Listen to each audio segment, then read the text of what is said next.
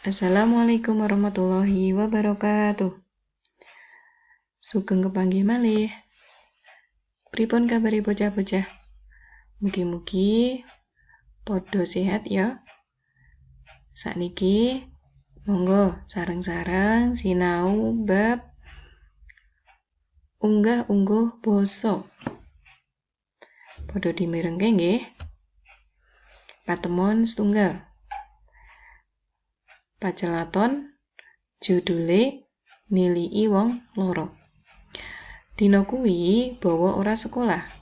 Niken dititipi layang pamit kagem bapak guru wali kelase bawa. Sikile bawa abuh rada gedhe. Jalari bawa ora bisa mlaku adoh. Arep menyang kolah wae bawa kudu rambatan tembok utawa dituntun. Wancine bubaran sekolah, koncone bawa padha rembugan sing wose kepengin niliki bawa kang lagi loro. Mula sakonco banjur barengan ing omahe bawa. Kula nuwun. Monggo. Oh, Nak Heru. Monggo mlebu, Nak. Nggih, Bu, matur nuwun. Heru sakonco banjur mapan lungguh. Iki ana apa, Nak Heru? Kok bareng-bareng? Nggih, Bu, kepareng matur. Bilih kula sakonco menika sowan mriki badhe nuweni bawa. Oh, ngono. Entenono dhisik ya. Bawa tak celuke mrene. Bu Hartati banjur tindak mlebu, ora suwe bawa metu saka kamar, mlakune isih pincang dituntun ibune. Piye bawa? Kahanan sikilmu? Ana sudane apa durung? Ya, amarga pandongamu sakonco, ya wis suda larane. Ya, becike pancen kanggo ngaso. Ya, bener nang. Waktu ning rumah sakit wingi, Pak Dokter ya ngendikane kaya ngono. Loroku iki bisa cepet mari yen aku ngaso. Wah, iki aku lan kanca-kanca ora bisa mbiyantu apa-apa. Bisane mung melu ndedonga, muga-muga cepet waras lan bisa sekolah meneh. Iya, ndak trimo banget. Kowe kabeh wis padha niliki lan ndongaake aku cepet mari. Muga-muga Gusti Allah ngabulake dongamu kabeh. Aku makili kanca-kanca liyane sing ora bisa mrene mung titip salam. Muga-muga kowe enggal mari. Ya, kabeh dak tampa. Aku matur nuwun banget awit gawe gatene kanca-kanca kabeh. Sarene wis sawentara, anggonku mrene aku pamit dhisik ya. Mengko selak dienteni bapak ibu ing omah. Matur nuwun ya. Saking pacelaton wau ana tembung kang perlu diartekke, nggih.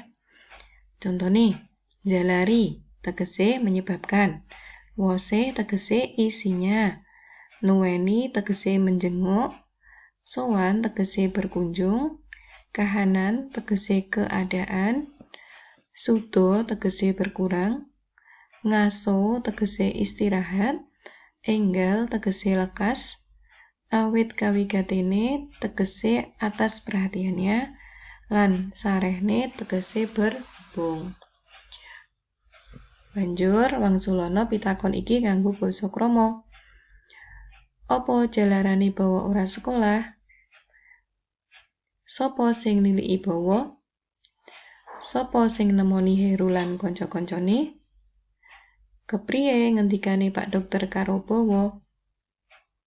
Lan kepriye Heru anggone pamit karo bawa? Ing pacelaton mau ana arane papan. Contone bawa.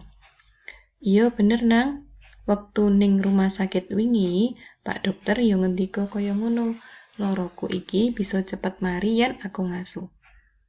Rumah sakit iku papan kanggo ngruwat wong loro. Ing basa Jawa ana jeneng-jenenge panggonan liyane. Kayata Cakruk, yaiku panggonan kanggo njaga kampung. Gubuk, panggonan kanggo njaga tanduran. Lumbung, panggonan kanggo nyimpen pari. padepokan, papan pamulangan, tangsi, papan panggonane tentara, tobong, panggonan kanggo ngobong gendeng utawa gamping. Nah, sakniki ayo gladen. Nggih.